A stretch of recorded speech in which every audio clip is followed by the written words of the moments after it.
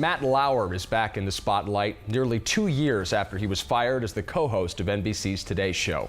He's now facing and responding to allegations that he sexually assaulted a female employee at NBC. That employee, Brooke Nevels, detailed the alleged rape she said happened at the Sochi Olympics in Ronan Farrow's new book called Catch and Kill. Team 12's Mike Gonzalez has been following this developing story. And Mike, according to the book, Brooke Nevels said that she confided in some of her coworkers about what was described as a situation with Lauer. Now, it's raising a lot of questions about what people should report to their employers.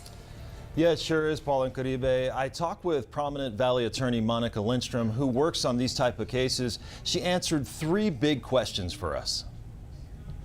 Matt Lauer, the disgraced former news anchor, facing an onslaught again, this time as an accuser goes public.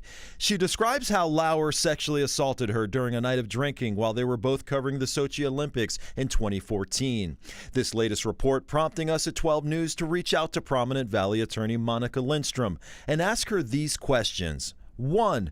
Could Matt Lauer face criminal charges in the U.S., even though the alleged rape happened overseas? It would be very, very difficult for the U.S. to try to get jurisdiction over the person for criminal charges, so I find it unlikely that Matt Lauer would face any type of criminal charges here in the U.S. for an alleged assault that happened in another country. Question 2.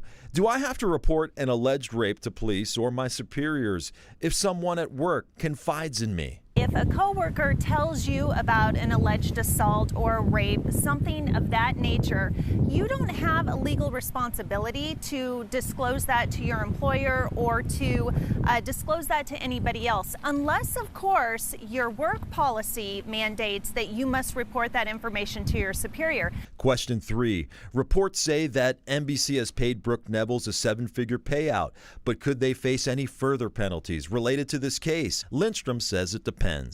Did that company know that Matt Lauer had the tendency to do this, or is there some kind of history there and they gave him the means and the opportunity to continue in this way and treating women and other victims like this? So there could be more than just a civil lawsuit between her and Matt Lauer.